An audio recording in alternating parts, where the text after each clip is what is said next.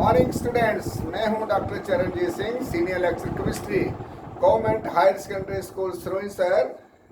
आज हमारा topic of discussion जो है वो होने वाला है क्वांटम नंबर्स। और क्वांटम नंबर जो है ये एटॉमिक स्ट्रक्चर जो है 11th क्लास का टॉपिक है, उसका टॉपिक है। क्वांटम नंबर जो होते हैं it is a set of 4 numbers. बच्चों, अगर हमें इलेक्ट्रॉन्स का पता करना है तो उनका एड्रेस जानने के लिए हमें एटम के अंदर कैसे जाना होगा, तो क्वांटम नंबर की जरूरत पड़ती है। जैसे अगर कोई बंदा इंडिया में रहता है और उसको यूएसए से अगर किसी ने चिट्ठी भेजनी होती है, चिट्ठी पे सबसे पहले लिखेगा वो एशिया, एशिया के बाद लिखेगा इंडिया, इंडिया के बाद हमारी स्टेट का नाम लिखेगा JNK, और फिर आपके मोहल्ले का नाम लिखेगा। तो ये आपका एड्रेस होगा और हाउस नंबर लिखेगा। ये एड्रेस होगा कि बंदा लोकेट करना को वर्ल्ड में। तो ऐसे ही एक एटम के अंदर इलेक्ट्रॉन्स को अगर पता करना होगा कि इलेक्ट्रॉन कहाँ पर पाए जा रहे हैं, कैसे बैठे हुए हैं, कहाँ पर हैं, तो उनका एड्रेस जो जहाँ से हमें मिलता है वो चीज़ है क्वांटम नंबर। अब मसला आता है कि what is quantum number. Quantum numbers are set of 4 numbers. बच्चों, they are set of 4 numbers. और कौन कौन से नंबर्स हैं? They are set of 4 number which completely describe the address of the electrons in an atom.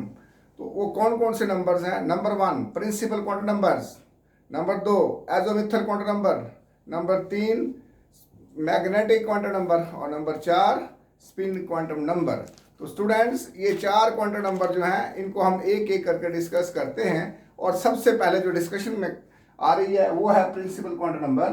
सबसे पहले quantum numbers का they are set of 4 numbers which gives complete address of electrons, which give a complete address of electrons in an atom. they are कौन कौन से हैं? Number 1 principal quantum number, number 2 azimuthal quantum number, number 3 magnetic quantum number, number 4 spin quantum number. तो हम सबसे पहले discuss करने जा रहे हैं प्रिंसिपल क्वांटम नंबर। तो बच्चों, प्रिंसिपल क्वांटम नंबर समझने से पहले हमें ये देखना होगा कि ये एटम का स्ट्रक्चर बनाया हुआ मैंने। यहाँ देखिए एटम का स्ट्रक्चर है, इसके बीच में पॉजिटिव लिखा हुआ है, और पॉजिटिव जिस जगह पर होता है पॉजिटिव चार्ज वो होता है न्यूक्लियस। ये न्यूक्लियस है, एटम के अंदर न्यूक्लियस होता है सेंटर में, और न्यूक्लियस में प्रोटॉन और न्यूट्रॉन्स होते हैं। न्यूट्रॉन का चार्ज 0 होता है और प्रोटॉन का चार्ज पॉजिटिव होता है, इसलिए न्यूक्लियस का चार्ज पॉजिटिव होता है। और न्यूक्लियस में रहने वाले जो सब एटॉमिक पार्टिकल्स इनको प्रोटॉन और न्यूट्रॉन्स बोलते हैं, they are also called nucleons. और न्यूक्लियस में चार्ज पॉजिटिव होता है। और याद रखिए, हमेशा न्यूक्लियस में प्रोटॉन और न्यूट्रॉन होते हैं, कभी भी न्यूक्लियस में इलेक्ट्रॉन नहीं रह सकता है, हाई पॉजिटिव चार्ज होता है वहां पर। तो इलेक्ट्रॉन कहाँ होते हैं? इलेक्ट्रॉन न्यूक्लियस के चारों तरफ शेल्स में घूमते हैं, सर्कुलर पास में घूमते हैं, उनको ऑर्बिट्स बोलते हैं। उन्हीं ऑर्बिट्स के बारे में हम पढ़ने जा रहे हैं। इनको प्रिंसिपल क्वांटम नंबर भी बोलते हैं। और इनका नंबर, प्रिंसिपल क्वांटम नंबर को हम छोटे एन से डिनोट करते हैं। यहाँ लिखा स्मॉल एन, ये स्मॉल एन, एन की वैल्यू 1, एन की वैल्यू 2, एन की वैल्यू 3, एन की वैल्यू 4, एन की वैल्यू 5, एन की वैल्यू 6 और एन की value 7। What is N? N mean principal quantum number. Principal quantum number N होता है और इसकी वैल्यू 7 होती है। 1 2 3 4 5 6 7, 7 पीरियड टेबल में पीरियड्स हैं, इसलिए 7 है, लेकिन 8 9 10 जितनी मर्जी आप लिख सकते हैं उसमें। तो सबसे पहले बच्चों यहाँ देखिए principal quantum number, it was given by Bohr. ये बोर ने दिया था principal quantum number. It is denoted by N, small N से डिनोट करते हैं। इट रिप्रेजेंट्स द नेम, एक तो नेम बताता है कि कौन सा शेल है। तो अगर पहले शेल में तो उसको हम के शेल बोलते हैं, देखिए कैपिटल के। दूसरे को एल शेल बोलते हैं, तीसरे को एम, चौथे को एन, पांचवें को ओ, छठे को पी और सातवें को क्यू एंड सो ऑन। तो बच्चों देखिए वैल्यू ऑफ एन 1 2 3 4 5 6 7।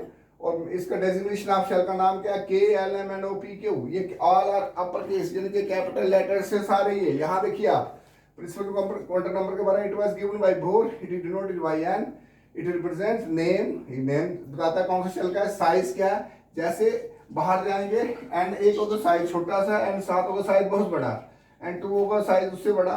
तो कौन सी शेल में एटम है वहां से पता चलेगा, साइज पता चलेगा। And energy of the shell, मैंने यहाँ देखिए लिखा है, ये पहला शेल है। शेल से बाहर को जैसे हम जा रहे हैं एनर्जी बढ़ती जा रही है।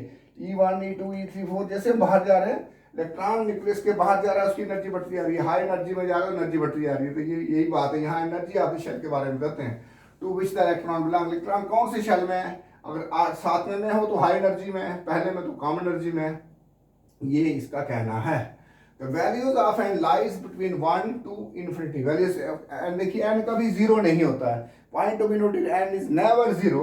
n की वैल्यू 1 से स्टार्ट होनी, 1 2 3 4 5 6 7 और इन्फिनिटी जा सकते हैं। लेकिन हम तो 7 ही शेल को यूज करते हैं, इसलिए हमारे पास वैल्यू 1 2 n की वैल्यू 1 2 3 4 5 6 7 इन्फिनिटी में जाइए। लेकिन 7 में 7 पीरियड्स पूरी हो जाती है टेबल में, 118 एलिमेंट्स की स्टडी हो जाती है इसमें।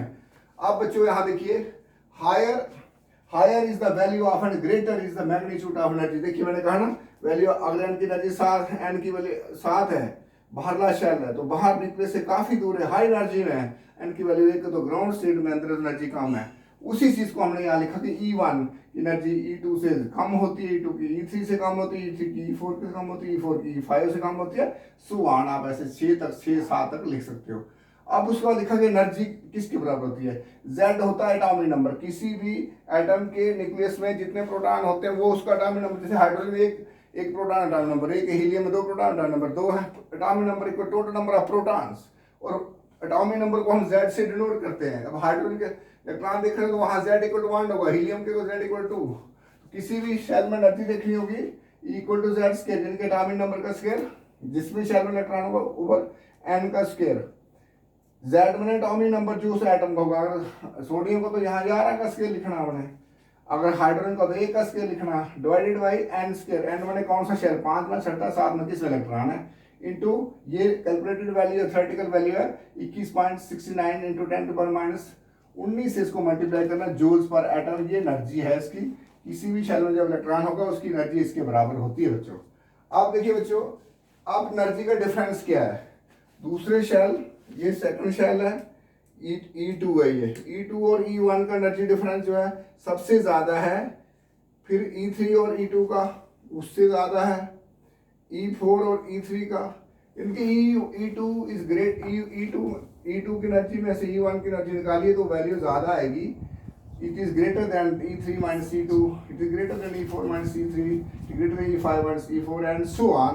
इनके हम जैसे जैसे बाहर जाते जा रहे हैं तो एनर्जी घटती जा रही है, डिफरेंट एनर्जी डिफरेंस घटता जा रहा है। इसको हम लिखा energy separation between two shell decrease on moving away from nucleus. जैसे हम दूर जा रहे हैं तो एनर्जी सेपरेशन घटता जा रहा है, दो शेल के बीच में एनर्जी का जो गैप है ना वो घटता जाएगा। इस तरह तो बढ़ता जा रहा है लेकिन गैप घटता जा रहा है, शेल नजदीक आने शुरू हो जाएंगे। स्टार्टिंग में एनर्जी का ये एनर्जी सेपरेशन जो है बहुत ज़्यादा, ये लाइन इंपॉर्टेंट लाइन है ये वाली, इसको नोट करिए। Energy separation between two shell decrease on moving away from nucleus. मैंने इसको डब्बे में रखा हुआ है, यहाँ पर बक्से में रखा हुआ है, तो ये वैल्यू को बक्से में रखा है, किसी शेल का क्या ना काम है। उसके बाद जो एक चीज यहाँ लिखिए, higher is the value of N, greater is the distance of the shell from the nucleus. वो मैंने पहले कहा रेडियस इसको बोलते हैं। R1 देखिए, न्यूक्लियस से R1 यहाँ तक हाफ द डायमीटर का रेडियस R1 R2। जैसे ही R7 होगा तो इसमें रेडियस बहुत ज़्यादा होगा, शेल बहुत ज़्यादा बाहर चला गया हुआ, ये चीज़ें यहाँ पर। और उसके बाद यहाँ देखिए एक रेडियस, इसी को जैसे R1 R2 R3, तो रेडियस कैसे निकालते हैं, n स्क्वायर ओवर z। अगर 7 में शेल का रेडियस यहाँ 7 का स्क्वायर करना, छठे में 6 का स्क्वायर, 5 में 5 का स्क्वायर, चौथे में 4 का स्क्वायर, तीसरे में 3 का स्क्वायर। साथ में हमें एटॉमिक नंबर ही पता नहीं चाहिए, किस एटम इलेक्ट्रॉन को भी देख रहे हैं, अगर इलेक्ट्रॉन किस एटम का है तो वहाँ z की वैल्यू देखनी है, इंटू 0.592 एंगस्ट्रॉम। ये रेडियस ऑफ एन शेल, इस तरह से हम निकाल सकते हैं फार्मूला इसका। अब जो नेक्स्ट आती है, जब इलेक्ट्रॉन चल रहा है उसका मास भी है, वेलोसिटी भी है और रेडियस भी हमने देखा। तो mass into velocity into radius, इसको हम मोमेंटम बोलते हैं इलेक्ट्रॉन्स की। एंगुलर मोमेंटम, क्योंकि घूम रहा है ऐसे, तो एंगुलर मोमेंटम के साथ इलेक्ट्रॉन क्लाउड में चल रहा है ऐसे, चारों तरफ घूम रहे हैं। Angular momentum can also be calculated using principal quantum number.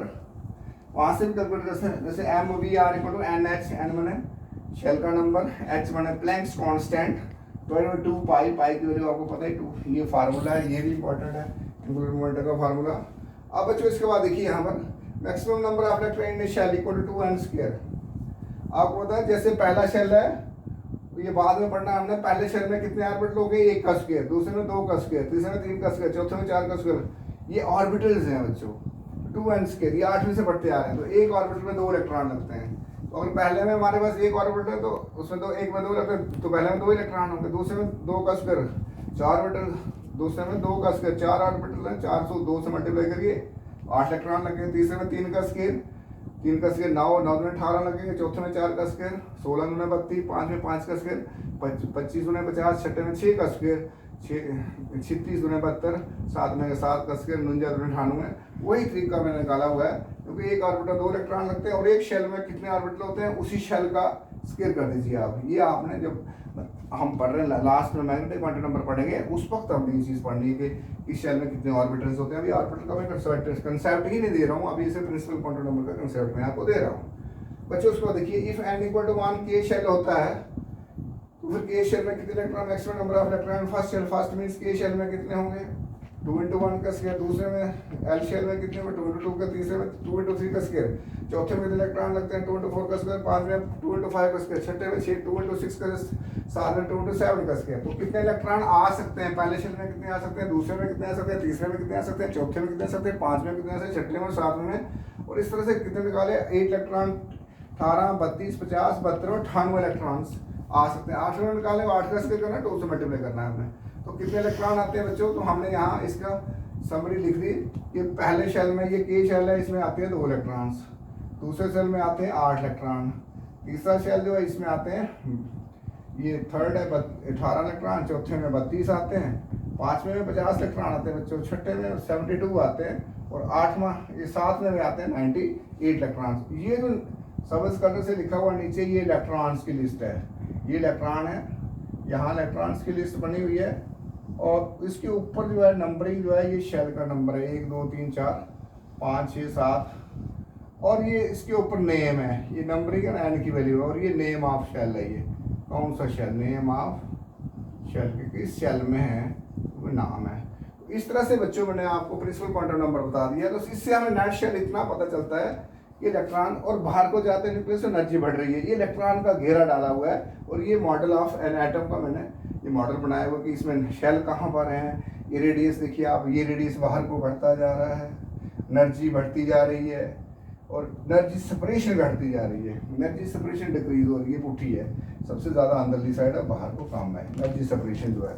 तो ये शेल्स थे बाहर में, और शेल्स में क्या होते हैं, इलेक्ट्रॉन्स होते हैं, इलेक्ट्रॉन का चार्ज क्या होता है, नेगेटिव होता है। इसका मतलब एटम के न्यूक्लियस के चारों तरफ जो शेल्स होते हैं, जो शेल होते हैं उनमें नेगेटिव चार्ज घूम रहा होता है, बीच में पॉजिटिव चार्ज होता है। ऑल दी बेस्ट बच्चों, याद करिए और अच्छी तरह से आप इन चीज़ों को पढ़िए, और अगर कोई किसी चीज़ का आपको प्रॉब्लम हो तो हमें पूछ सकते हो। तो इसके बाद हमारा जो नेक्स्ट टॉपिक होता है साथ में, और next topic is azimuthal quantum number, और एजोमेथल क्वांटम नंबर को साथ साथ ही हम डिस्कस करेंगे। Thank you very much students, all the best.